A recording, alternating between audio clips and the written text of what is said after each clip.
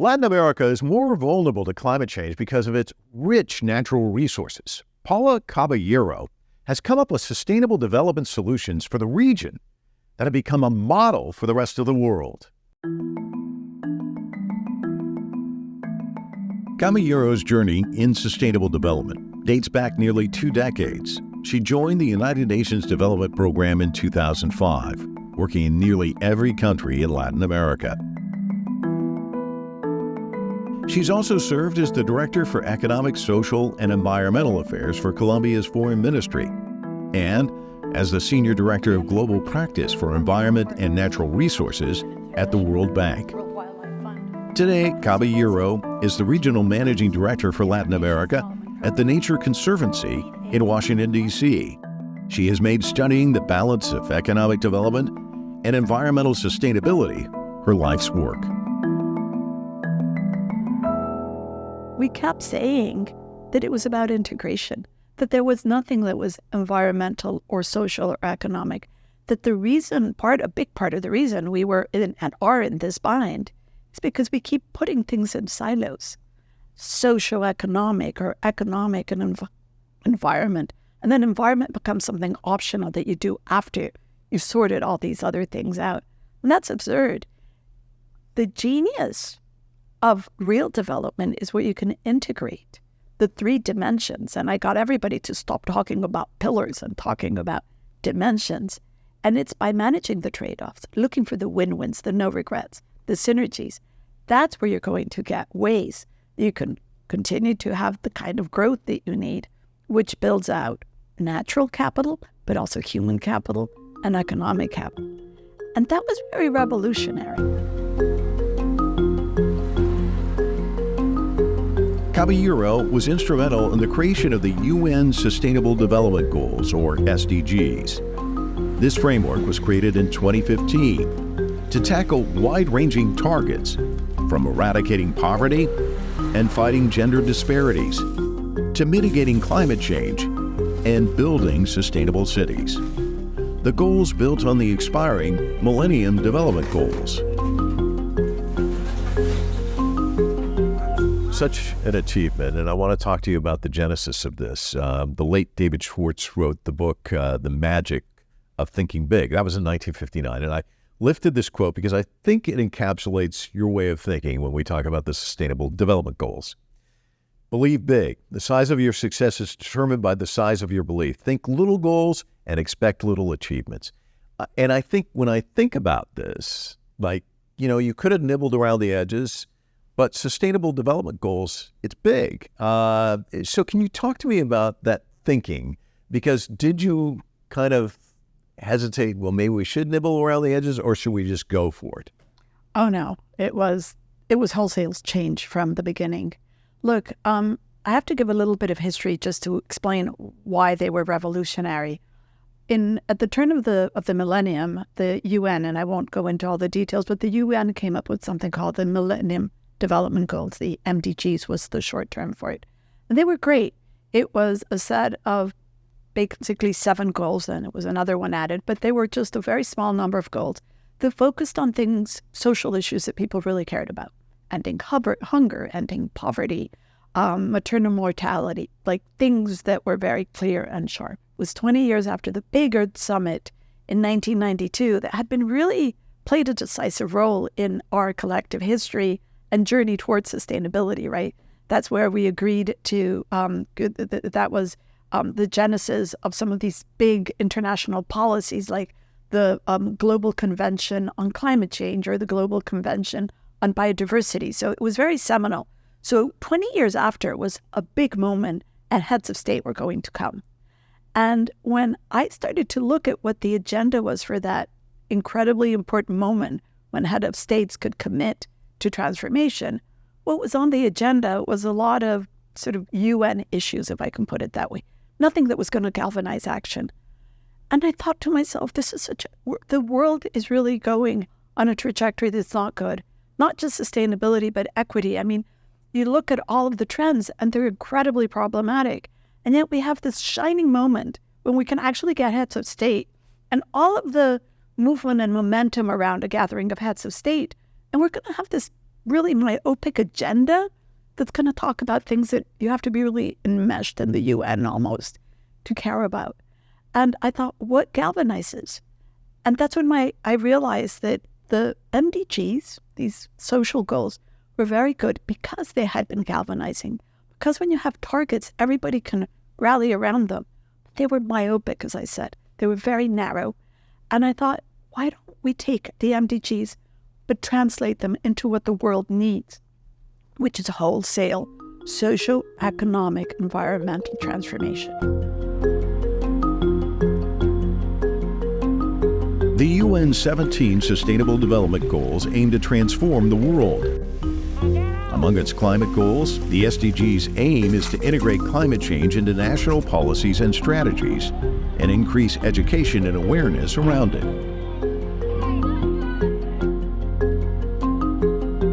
So it goes forward. What's been the net result? What did you expect the net result to be, and where do you see it today? Does it dovetail with the way you thought it would be? Look, the most important thing about the SDGs is that they created a common language. So now we can all talk about the complexity of development with the same grammar. We all know the little circle. Well, a lot of the world knows the little circle with all the little colors. And this is something that galvanizes. So whether you're a big multinational or a local mayor or private, whoever, there's a commonality of understanding and purpose that the sustainable development, whether you're ESG or whether it's a national development plan or a sectoral development or whatever, that there is a common purpose around this whole agenda. So you can't ignore anymore the complexity and the richness of development and just go down your little whatever rabbit hole you're interested in. You can do that and you can ignore the whole of it, but it's there like this shining light, that you can't ignore. So it has enabled us to talk about and to think about development in a very different way, in a more cohesive way, and in a very different way. But the problem is that we are still trying to do things the same way. So what are we all doing?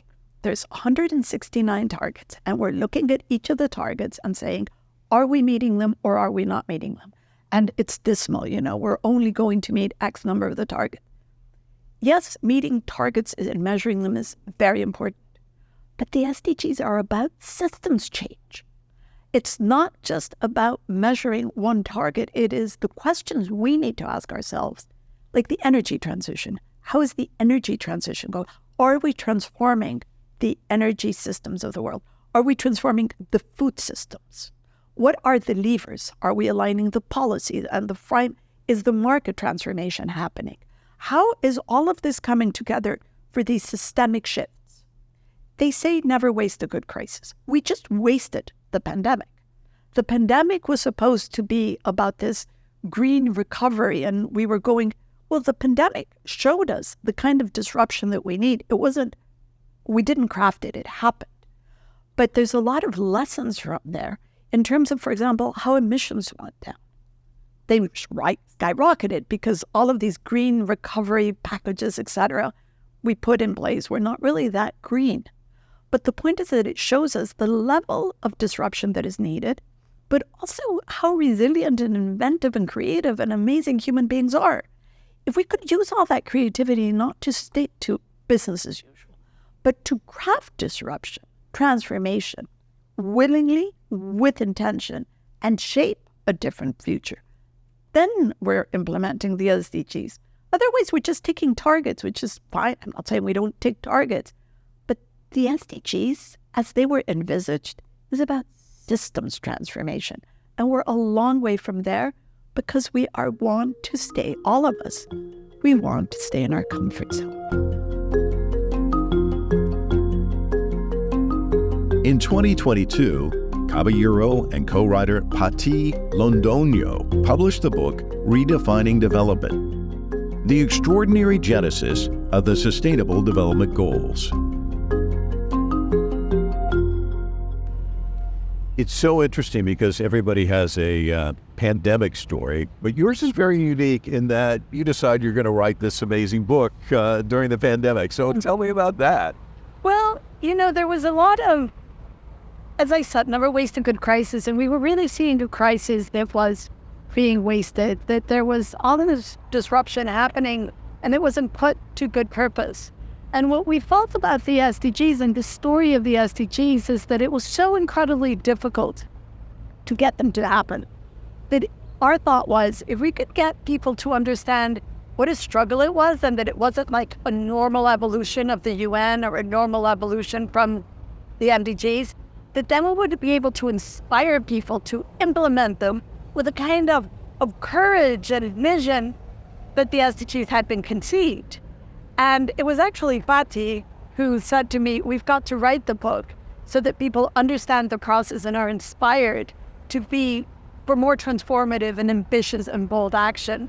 And so we started to write the book, and it was a long process. We rewrote it many times because we also wanted it to be very accessible.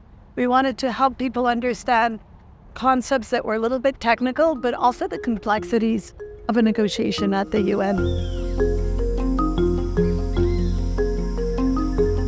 Latin America is home to 22% of the world's forests, and as the region develops, these forests constantly come under threat, with deforestation, mining, and drilling also putting risks to the environment.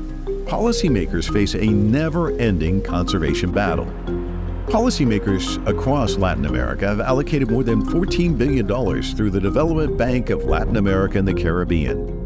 Projects range from massive green energy complexes to small neighborhood organic farms, in the hopes of meeting the goals Caballero and her colleagues had helped create. So climate change, a lot of people put climate change in as just climate change. You talk about behavioral change, and generally people don't like change. So what's been kind of the pushback on that? And are you seeing movement? Are people starting to think about both, not just climate change, but behavior change? Well, you've touched on several points that I'd like to pick up. One is behavior change. I used to say that if there was an 18th SDG, there's 17, right? If there was an 18th one, the 18th should be behavior change. Mindset change. That's absolutely fundamental. But what I would say is that this wasn't targeted just to governments. The beauty of the SDGs, of the way this process was created, of this open working group, which was, as I say, we created the concept, we can actually do something about it and integrate into our business plans and our development plans and our sector strategies. So private sector has a huge role to play in implementing the SDGs. And so does civil society. Big part of the reason why we have the SDGs was because private civil society was behind them and became this global amplifying voice that created the momentum that made the SDGs more plausible and realistic when everybody was still against them. So the implementation is the same. It takes a village. It takes all of us, from a national government, but subnational government, local government, huge role, because for them, the reality on the ground, when the closer you get to the territory, is that there's no difference, there's no pillars and sectors. It all comes together in the territory, so they know that it's integrated. But the other piece that you talked about is climate. And there's still this absolutely crazy perception that there's climate and the SDGs. We took the development track, which was the MDGs, and this track that came from the Earth Summit, which was the environment track, and blended them together. And that was part of the reason why the development community, many were up in arms, like, how dare they touch the trajectory of the MDGs? We will decide what will happen to the MDGs. But the MDGs got rolled into the SDGs. The two came together. The same thing has to happen right now. How can we have an SDG track and a climate track? They're one and the same. The only way to deliver on one and the other is bringing them together. I would say that most people, and maybe you are more optimistic, but I tend to think a lot of people just bury their heads in the sand. And you've even talked about this, where people think, well, we'll just innovate our way out of this, and somebody else is going to come up with an innovation. We'll be fine. It's, I don't really need to worry about it. And you say, we're not going to innovate our way out of this. We've got to get out there. It's got to be hard charging. It's just as you described it. That mantra, are enough people embracing it and saying, you're absolutely right. We've got to, what needs to happen for that to happen? Well, first of all, innovation is really important, and we can't innovate our way outside of this mess, but innovation plays a huge role, a very huge role. So yes, all for innovation. But if we innovate to fix the edges and the margins of what, then it's not going to happen. We need, and sadly, quite honestly, right now, we're lacking the visionary leader. We need people to ask for vision. We need people to demand transformation. We need people to understand that they do have agency, and it's fantastic if they recycle. But how about if we minimize waste, and if we look to find leaders, whether in private sector, we vote. There's a lot of ways that we vote, not just the ballot box. We vote every day with what we consume, with how we mobilize ourselves, with the values we teach our children. All those are ways that we are voting within our sphere of influence.